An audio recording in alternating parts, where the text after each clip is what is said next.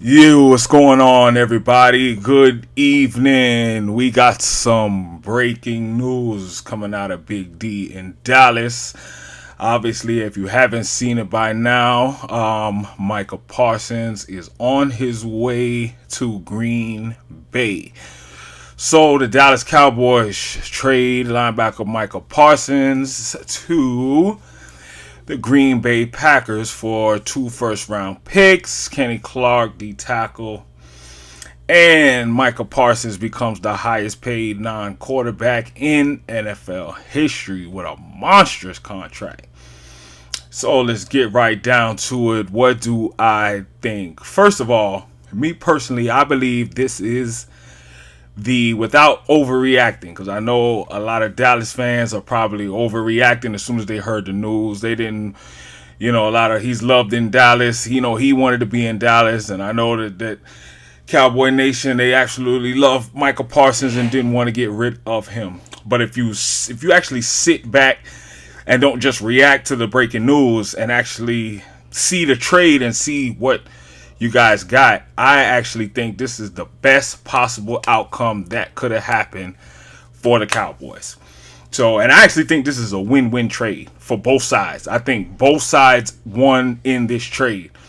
And like I said, if you don't overreact and get pissed because you lost a beloved player, I actually think going forward this was a better deal for the Cowboys. So, Micah Parsons goes to Dallas, Micah Parsons exits Dallas and he gets traded to the Packers. But the Packers paid him 4 years, $188 million. That's and with $136 million guaranteed. That's $47 million a season. Once again, the highest paid non-quarterback. That's an NBA contract, and you're not even a quarterback. That's absolutely crazy to me. That's absolutely crazy. But congrats to him, man. I'm always happy when boys get their bag that they absolutely deserve and they earn. But the reason I say that this is the best possible outcome for the Cowboys is I actually think they won. Well, first let's get on the Green Bay side. Green Bay, I think that's a big swing, and they're going for it right now. I believe the Packers are one of those teams that's right there knocking on the door. Jordan Love got a lot of talent. Do I believe that they're better than the Lions or the Eagles, Rams? The Packers, to me, and Jordan Love is one of those players that I feel like can beat anybody on the right day.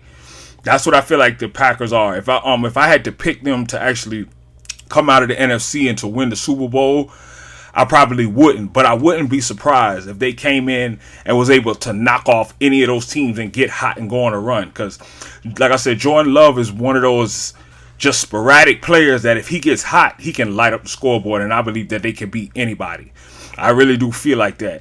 And like I said, the fact that they're right there on the brink, I believe that this was a gamble that I would say I would have taken as well. Like one of those things that I feel like if I'm right there, this was a gamble that's worth it. I would take a swing at this too. I'm not even mad that they did that.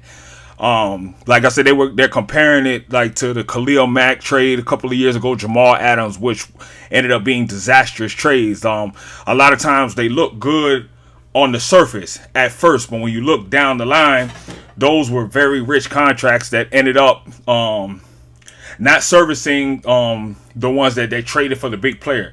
So like I said, when Seattle traded for Jamal Adams, that ended up being a disastrous trade for the Seahawks because it didn't pay off at all.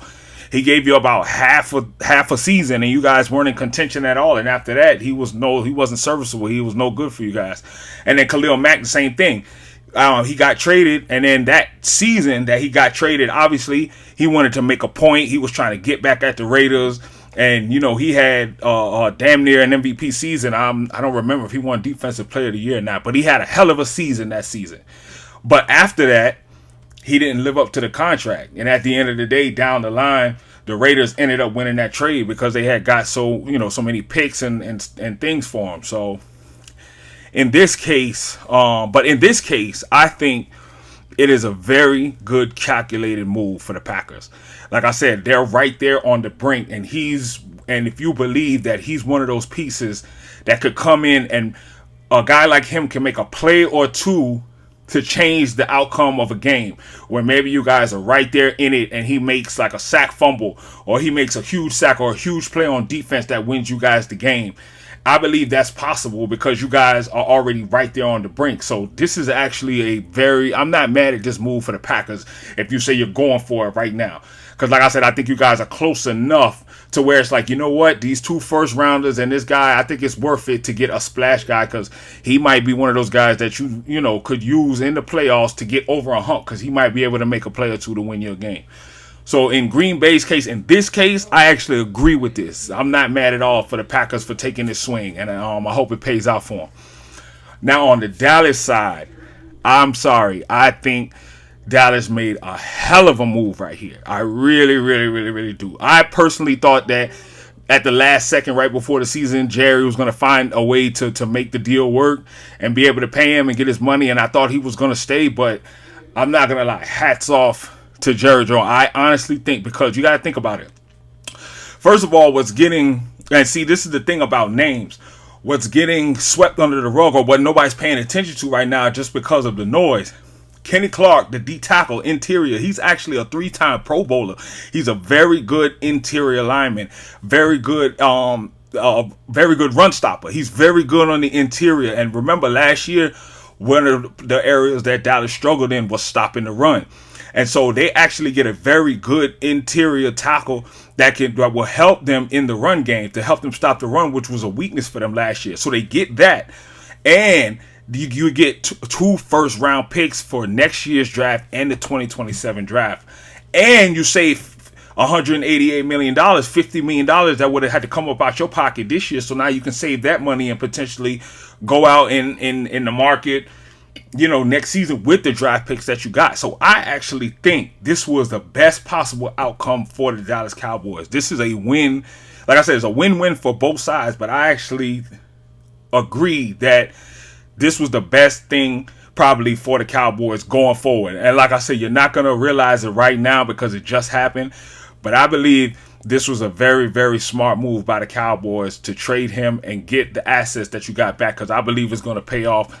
Maybe not this year, but in next year and years down the road, I believe they're going to look back and be glad that they made this move. Like I said, they actually really got back some assets in this trade. So Dallas fans, I know a lot of you are probably upset, but anybody that knows football and takes a step back and really looks at what Dallas just got for him, I think it was better than actually signing him for all that money.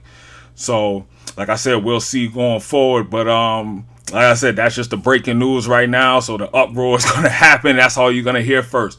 But Dallas fans, take a step back and look at what could potentially be, the benefit to this trade. So once again, I just think it's a win-win for both sides.